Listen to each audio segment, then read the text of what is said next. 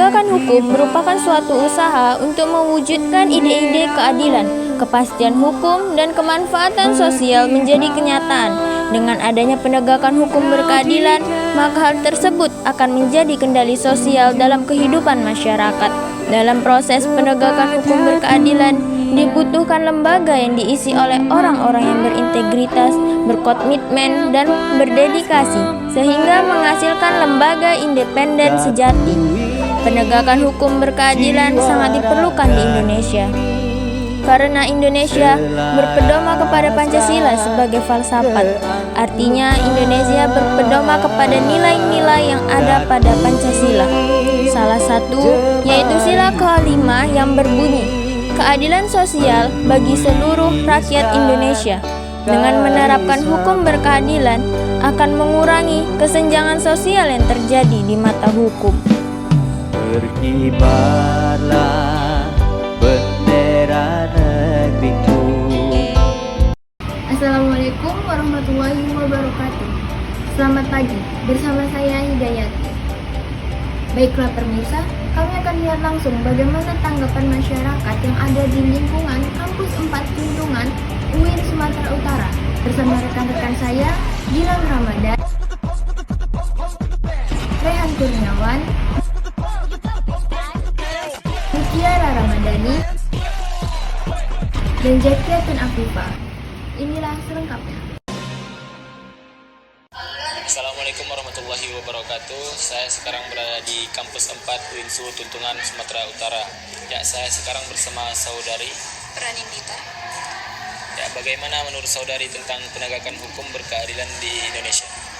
Kalau menurut saya, untuk hukum sendiri di Indonesia ini masih perlu banyak perhatian dari pemerintah, karena untuk sektor-sektor tertentu seperti masyarakat tertentu masih kurang mendapatkan keadilan atas hukum-hukum tersebut.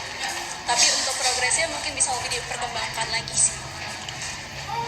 Terima kasih. Baik, bersama saya dengan narasumber selanjutnya dengan saudara Ihsan Nugroho. Bagaimana pendapat saudara tentang penegakan hukum berkeadilan di Indonesia?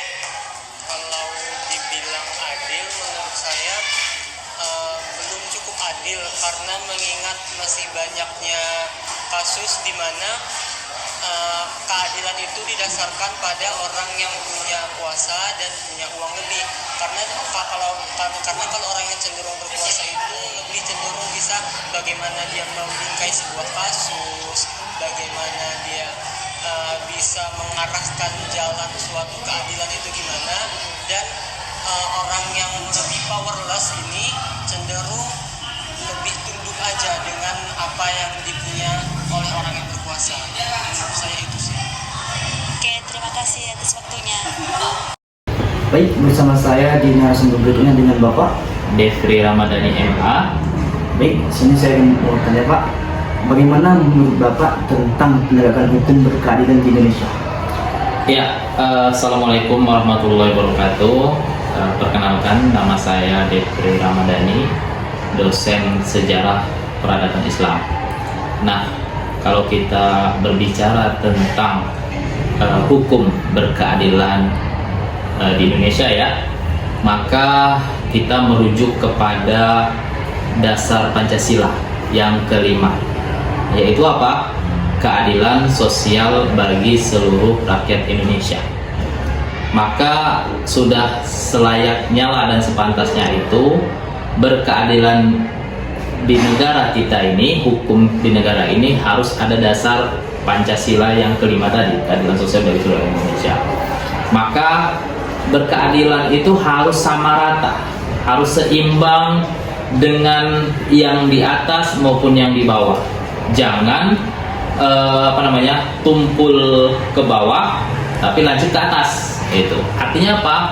Jangan hanya melihat sekelompok orang yang memiliki kewenangan maka itu diberikan haknya, sedangkan rakyat biasa itu tidak diberikan harusnya. Jadi harus seimbang, harus sama merata, sehingga apa? Sehingga berkeadilan sosial di masyarakat itu dapat dirasakan oleh seluruh rakyat Indonesia. Seperti itu. Baik Pak, terima kasih atas waktunya Pak. Dengan saya narasumber selanjutnya dengan saudara. Saya Faisal Amir Munte, merupakan mahasiswa aktif ilmu komunikasi UINSU. Baik, menurut saudara bagaimana tentang penegakan hukum berkeadilan di Indonesia? Nah, untuk yang saya lihat sendiri mengenai keadilan hukum di Indonesia itu memang sejauh ini sudah terjalankan. Namun masih ada beberapa pilar lagi yang memang itu istilahnya masyarakat belum merasa bahwasanya keadilan mereka itu merata. Nah, untuk itu disitulah tugas seharusnya peran dan fungsi pemerintah itu untuk lebih memperhatikan rakyatnya, terutama kepada rakyat-rakyat di pedalaman, desa pedalaman atau rakyat-rakyat pinggir kota yang sama-sama kita lihat. Contohnya yang kasat mata kayak di pinggir-pinggir kota seperti anak jalanan, ibu menyusui yang seharusnya stay di rumah bahkan saat ini mereka masih berkeliaran. Artinya keadilan itu belum bisa dicapai. Cuman kalau kita bilang adil-adil, mereka tetap dapat hidup di Indonesia. Namun di keadilan sesungguhnya itu mereka belum dapat. Baik, terima kasih saudara. Penegakan hukum berkeadilan di Indonesia sangat penting dalam menciptakan masyarakat yang adil dan makmur, terutama yang berkaitan dengan aspek sosial ekonomi. Hukum yang berkeadilan seharusnya dapat memberikan perlindungan yang setara kepada seluruh lapisan masyarakat tanpa memandang status sosial, ekonomi, atau kekuasaan. Sayangnya, dalam praktiknya, penegakan hukum seringkali terkendala oleh ketimpangan sosial dan ekonomi yang mengarah pada ketidaksetaraan dalam akses terhadap keadilan. Penegakan hukum berkeadilan di Indonesia masih menghadapi berbagai tantangan, meskipun telah ada upaya yang dilakukan oleh lembaga-lembaga hukum dan pemerintah. Secara ideal, penegakan hukum harus menciptakan keadilan yang merata bagi seluruh masyarakat, tanpa memandang status sosial, ekonomi, atau kekuasaan. Namun, dalam praktiknya, ketidakadilan sering terjadi karena berbagai faktor seperti penyalahgunaan kekuasaan, korupsi, ketimpangan dalam akses keadilan, dan masih adanya kesenjangan dalam sistem hukum. Beberapa masalah utama yang menghambat menegakkan hukum berkeadilan di Indonesia antara lain adalah korupsi dalam lembaga-lembaga penegakan hukum yang merusak integritas sistem hukum, keterbatasan akses terhadap keadilan, terutama bagi kelompok masyarakat miskin yang tidak mampu membayar biaya hukum, ketidaksetaraan perlakuan hukum, di mana orang-orang dengan kekuasaan atau kedudukan sosial tinggi seringkali lebih mudah menghindari proses hukum.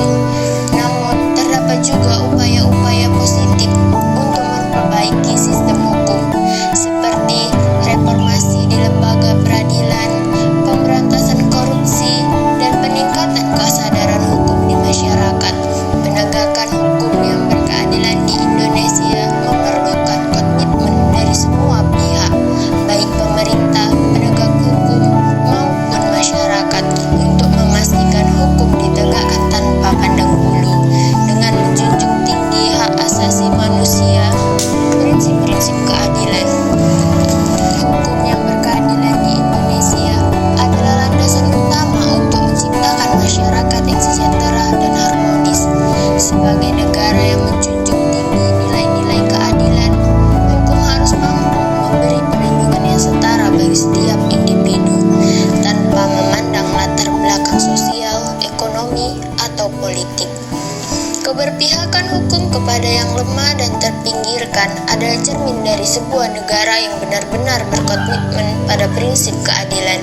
Dengan hukum yang adil, kepercayaan publik terhadap negara akan tumbuh, dan cita-cita Indonesia sebagai negara yang makmur dan beradab akan terwujud.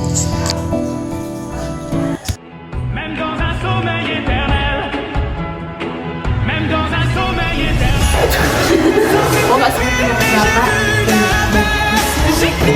Yang pulang hukum ini banyak sekali manusia yang sering